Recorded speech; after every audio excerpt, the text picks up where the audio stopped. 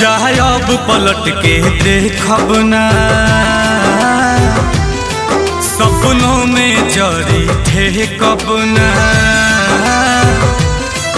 जाए अब पलट के देखब ना, सपनों में जरी ठेकब ना। हमनी के बीच खींच तू नफरत के लकीर गइलू, जहिया वादा से फिर गइलू, तहिए नजरी से गिर गइलू। ओ जहिया वादा से फिर गइलू, तहिए नजरी से गिर गइलू। जब पलट के देखब ना, सपनों में जरी ठेकब ना। कइनी इंतजार हम तू दोसर राह से गुजर गइला, जहिया बात से मुकर गइला, तही चित से उतार गइला, जहिया बात से मुकर गइला,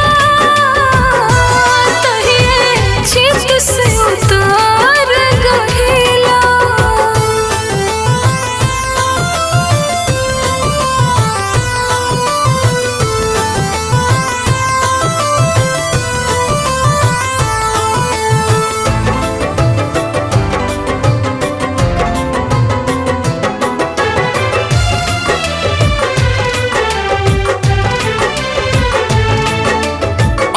प्यार मोहब्बत से डरता ना हमारा बा, सब लोग बुरा लगे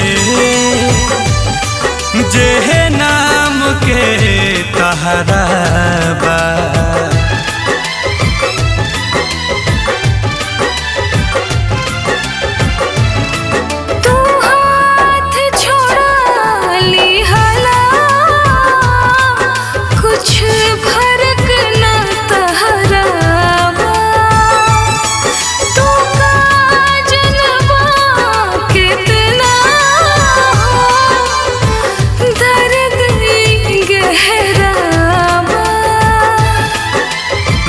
सुर बनल जाता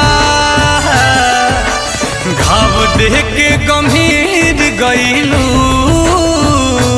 जहिया वादा से फिर गइलू, तहिए नजरी से गिर गइलू। हाँ जहिया बात से मुकर गइला, तही चित से उतार गइला।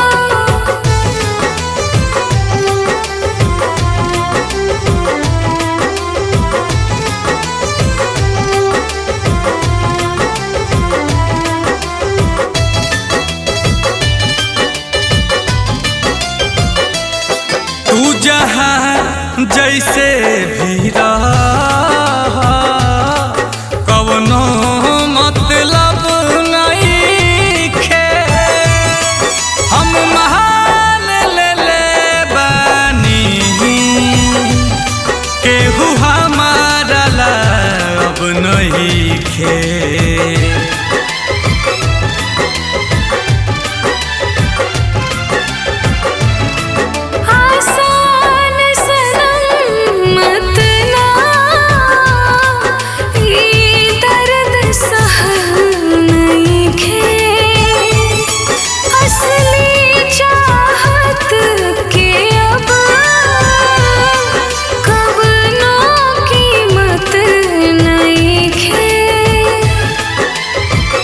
खातिर नील कमां कर जबे के चीर गइलू, जहिया वादा से फिर गइलू, तहिए नजरी से गिर गइलू। हाँ जहिया बात से